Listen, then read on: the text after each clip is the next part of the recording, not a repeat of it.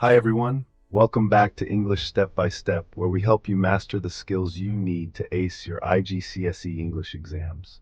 Today we're diving into an important part of narrative writing, the setting. What is a setting? The setting of a story is where and when it takes place.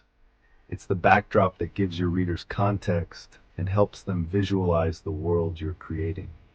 A strong setting can make your narrative more immersive and engaging. But how do you write a setting that really brings your story to life?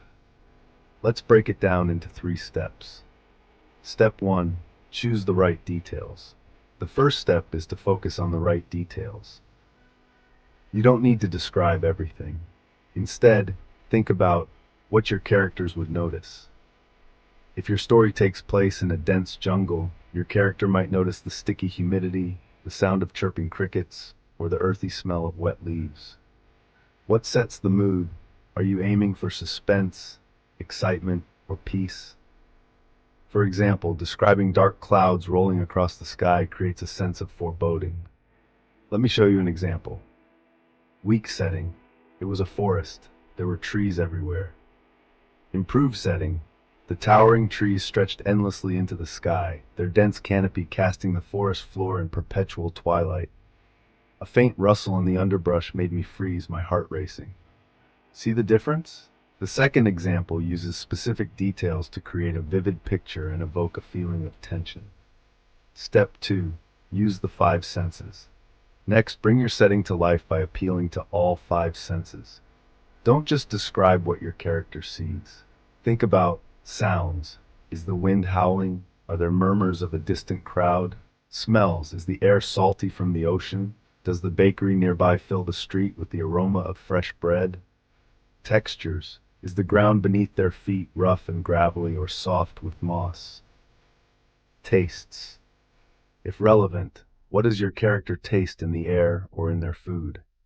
Here's an example. As I stepped into the bustling market, the scent of sizzling kebabs mixed with the sweet aroma of ripe mangoes.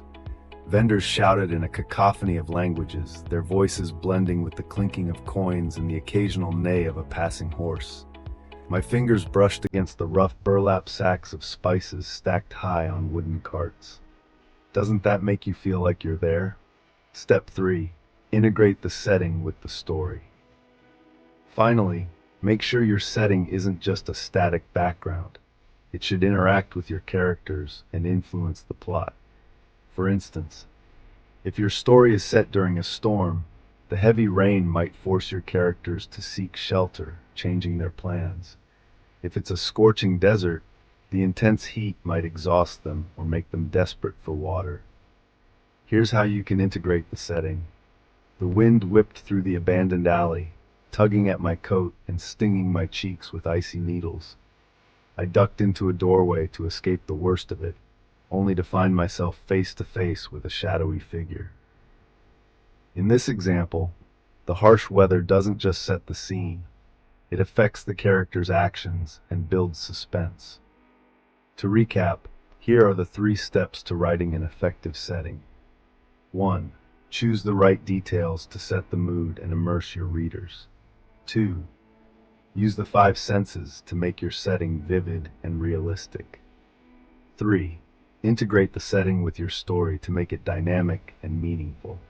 With these tips, you'll be able to create settings that transport your readers straight into your story.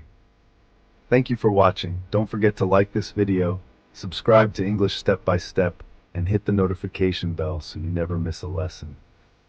Let me know in the comments what setting you're planning to write about. I'd love to hear your ideas. See you next time.